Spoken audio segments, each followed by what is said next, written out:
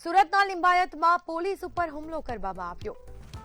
કિશોરની હત્યાના આરોપીને પકડવા ગયેલી પોલીસ ઉપર હુમલો થયો। જવાબી કાર્યવાહીમાં પોલીસે આરોપી ઉપર ફાયરિંગ કર્યું। આરોપી રાહુલ જોગીએ પોલીસ કર્મી ઉપર ચપ્પુ વડે હુમલો કર્યો હોવાનું સામે આવ્યું। હુમલા બાદ પોલીસે હવામાં અને આરોપીના પગે ગોળી મારી।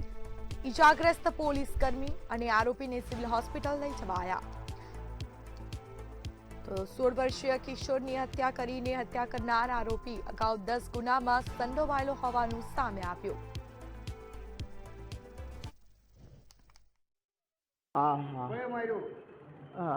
पुलिस वाला है કેમ માર્યો? चप्पू बताओ એટલા માટે કેમ ચાકુ બતાવ્યો હતો? ભાગી ગયેલો એટલા માટે કેમ પોલીસને ચાકુ બતાવ્યો હતો? ગલતી થઈ ગઈ સર। કેવું લાગ્યું હવે? બીજી વાર કરશે? આવું કરશે બીજી વખત? નહીં। રાહુલ જોગી નામના ઈસમે રસ્તા પર ટકરાય એ બાબતે બોલચાલી થતાં એને છાતીના ભાગે 2 ચપ્પા મારી અને હત્યા કરી દેવામાં આવેલી હતી। આ બાબતનો ગુનો લિંબાયત પોલીસ સ્ટેશનની અંદર દાખલ કરવામાં આવેલો। આરોપીની શોધખોળ કરવા માટે લિંબાયત પોલીસ સ્ટેશન દ્વારા અલગ અલગ ટીમો બનાવવામાં આવી અને આરોપીને શોધખોળ કરવા માટે જે કંઈ ગતિવિધિ ચાલુ કરવામાં આવેલી એ દરમિયાન આજે સવારે વહેલા આશરે 5:30 વાગ્યાના અરસામાં લિંબાયત પોલીસને બાતમી મળેલ કે આ કામનો આરોપી જે રાહુલ સંજય રાઠી છે જે લિંબાયત મીઠીખાડી વિસ્તારમાં ટાંકી પાસે હોવાની હકીકત મળતા પોલીસ ટીમ સાથે ઉપરોક્ત આરોપીને પકડવા જતા આરોપીને પોતાના કમરમાંથી ચપ્પુ કાઢી અને અમારી ટીમના એક પોલીસ કર્મચારી છે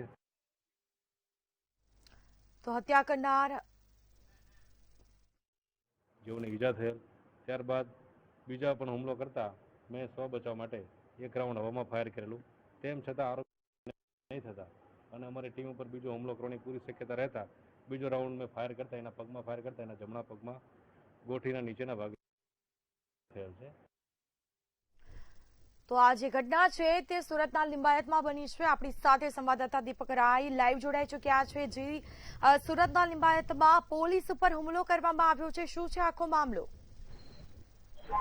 બિલકુલ ગત રાત્રે રાતના 9:30 વાગે આશરેમાં જે મર્ડર થઈ હતી તે આરોપીને પકડવા પોલીસ ગઈ હતી। ખાસ કરીને સુરત શહેરના લિંબાયત વિસ્તારમાં મીઠીખાડી વિસ્તારમાં આરોપી છુપાયેલો હોવાનો બાતમી મળી હતી। તે બાતમીના આધારે પોલીસ ત્યાં રેડ કરીને પકડવા ગઈ હતી। ત્યારબાદ જે આરોપી છે પોલીસ ઉપર ચાકુથી હુમલો કર્યો। જ્યારે પોલીસ છે ઈજાગ્રસ્ત થઈ ગયો છે, એના વાગ્યું છે અને ખાનગી હોસ્પિટલમાં ખસેડવામાં આવ્યો। ત્યારબાદ ત્યારે આરોપીને સમજાવવા અને સમજાવીને એને પકડવા માટે પોલીસ તજવીજ હાથ ધરી હતી, પણ ત્યારે આરોપી પર આરોપીને પકડવા ગયા ત્યારે ફરીથી પોલીસ ઉપર હુમલા કરવાનો ધરાટમાં હતો। ત્યારે પોલીસ ઇન્સ્પેક્ટર એટલે પીઆઈ દ્વારા ફાયરિંગ કરવામાં આવ્યું છે। એક ફાયરિંગ છે જે હવામાં કર્યો અને બીજી ફાયરિંગ આરોપીને પગ પર કરવા આવ્યું છે।